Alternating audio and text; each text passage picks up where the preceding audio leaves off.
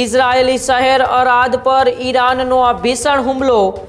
રહેણાંક વિસ્તારમાં ઈરાનની ballistic missile પડી। હુમલા બાદ કાટમાળ હટાવવાની કામગીરી અત્યારે ઇઝરાયલ સરકાર દ્વારા કરવામાં આવી રહી છે। ઇઝરાયલ ઉપર વળતો પ્રહાર કર્યો છે। ઇઝરાયેલી શહેરના જે અરાદ આવેલું છે એ શહેર પર ઈરાનનો આ સૌથી મોટો ભીષણ હુમલો જે છે તે જોવા મળ્યો। ઇમરજન્સી સેવા મેગન ડેવિડ એમોટ દ્વારા આ કામગીરી કરવામાં આવી રહી છે, ત્યારે હુમલા બાદ કાટમાળ હટાવવાની કામગીરી પણ તેજ કરવામાં આવી છે। ઈરાન જે છે તે ઇઝરાયલ અને આસપાસના વિસ્તારોમાં સતત બોમ્બારો કરી રહ્યું છે। આ જ પ્રકારની તમામ અપડેટ જોવા માટે ન્યૂઝરૂમ ગુજરાતને લાઇક, શેર અને સબસ્ક્રાઇબ કરવાનું ભૂલતા નહીં।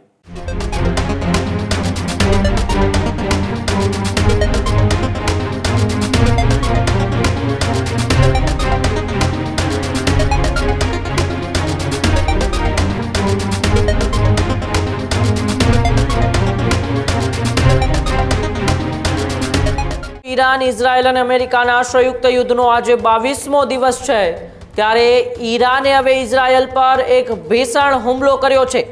ઇઝરાયેલી શહેર અરાદ પર ઈરાનનો આ ભીષણ હુમલો। ઈરાનના મિસાઇલ હુમલામાં 89 લોકો ઘાયલ થયા છે, તો 10 લોકો એક ગંભીર રીતે અત્યારે ઘાયલ થયા છે। રહેણાંક વિસ્તારમાં ઈરાનની બેલેસ્ટિક મિસાઇલ પડી। ઇમરજન્સી સેવા મેગન ડેવિડ એડોમ દ્વારા આ કામગીરી કરવામાં આવી।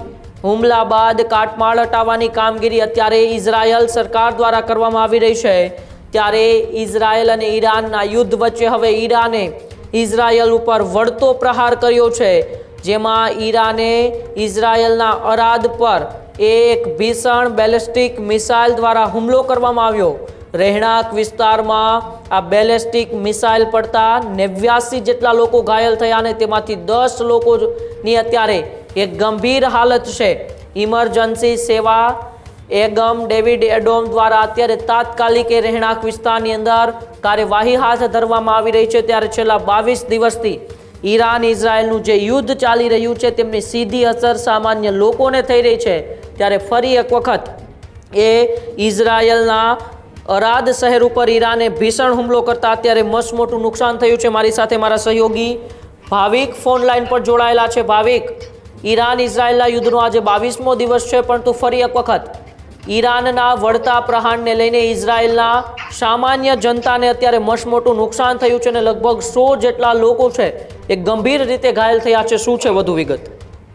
બિલકુલ ઉમંગ, પરંતુ હવે આ યુદ્ધ ન કહી શકાય અને હવે ખૂબ મહાયુદ્ધ કહી શકાય, કારણ કે હવે ઇઝરાયેલી શહેરના જે અરાદ આવેલું છે એ શહેર પર ઈરાનનો આ સૌથી મોટો ભીષણ હુમલો જે છે તે જોવા મળ્યો। અને ખાસ ઈરાનના એ મિસાઇલ હુમલામાં લગભગ અત્યાર સુધીમાં 89 લોકો જેટલા ઘાયલ થયા છે, એમાંથી 10 લોકો ગંભીર છે અને રહેણાંક વિસ્તારમાં ઈરાની બેલેસ્ટિક મિસાઇલ પડી છે।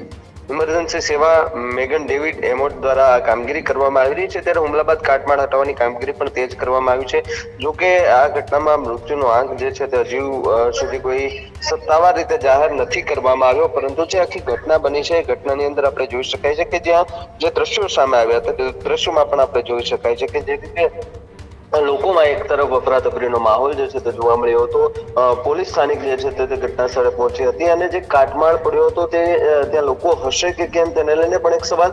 અને અચાનક એકાએક બેલેસ્ટિક મિસાઇલો જે છે તે બિલ્ડિંગ પર અથડાઈને સીધી નીચે પડી અને નીચે પડતાની સાથે જ એવું લાગ્યું કે જેવું બોમ્બ બ્લાસ્ટ થયો હોય અને કેટલાય ઘરોની અંદર પણ ખાસ કરીને નુકસાન જે છે તે થયું છે। અને જે સોશિયલ મીડિયા પ્લેટફોર્મ એક્સ છે તેના પર ઘણા બધા વિડીયોઝ જે છે તે સામે આવી રહ્યા છે કે જેમાં ઇઝરાયલ ના શહેરો છે એ શહેરોની અંદર જે લોકો ઘરમાં એ આશરો લઈને બેઠા હતા તે દરમિયાન બેલેસ્ટિક મિસાઇલના જે બ્લાસ્ટ થઈ રહ્યા હતા, અચાનક ડ્રોનથી બ્લાસ્ટ કરવામાં આવ્યા હતા, તે દરમિયાન ઘરોની અંદર રહેલા જે લોકો છે, ઘરોની અંદર લગાવેલા જે સીસીટીવી છે તેની અંદરના જે દ્રશ્યો સામે આવ્યા કે ધડાકાભેર ઘરોના કાચ તૂટી રહ્યા છે, ઘરોની અંદર જે ટેબલ હોય, પંખો હોય, બધું તૂટી રહ્યું છે। એ પ્રકારના ધડાકાઓ જે છે તે સંભળાઈ રહ્યા છે, જેના કારણે લોકોમાં પણ ક્યાંક ને ક્યાંક એક તરફ ભયનો માહોલ છે। ને હાલ તો ઇઝરાયલના જે અરાદ શહેર છે ત્યાં જે આ બ્લાસ્ટ કરવામાં આવ્યો છે ત્યાં સરકારે હાલ તો કહી શકાય કે સાવચેતીના ભાગરૂપે જે છે તે કહી દીધું છે લોકોને કે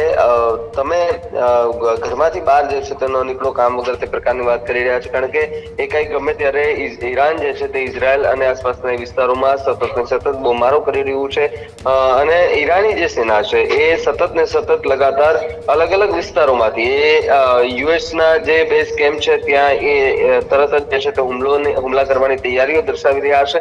અને જે રીતે ડોનાલ્ડ ટ્રમ્પ કહી રહ્યા છે કે આ યુદ્ધને લઈને હવે આમાં કોઈ પણ જાતની પીછેહટ જે છે નથી કરવાની, એટલે કે હવે આ યુદ્ધ નહીં પરંતુ ઉમંગ, કદાચ આપણે એવું કહી શકાય કે હવે આ મહાયુદ્ધ થાય તેવી પણ સંભાવના છે.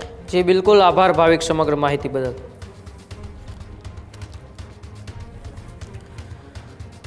તો જે પ્રકારે ઈરાન અને ઇઝરાયલનું આ ભીષણ યુદ્ધ ચાલી રહ્યું છે તેમાં ઇઝરાયલના એ અરાદ શહેર ઉપર ઈરાને અત્યારે ભીષણ હુમલો કર્યો છે અને તેને લઈને જ હવે ઈરાનના એ રહેણાંક વિસ્તારોની સ્થિતિ અત્યારે ખૂબ ગંભીર બની છે. ત્યારે હવે આ યુદ્ધ છે એ વધુને વધુ દિન પ્રતિદિન ભયાનક બનતું જાય છે અને તેમની અસર છે એ સીધી સામાન્ય લોકો ઉપર પડતી જાય છે.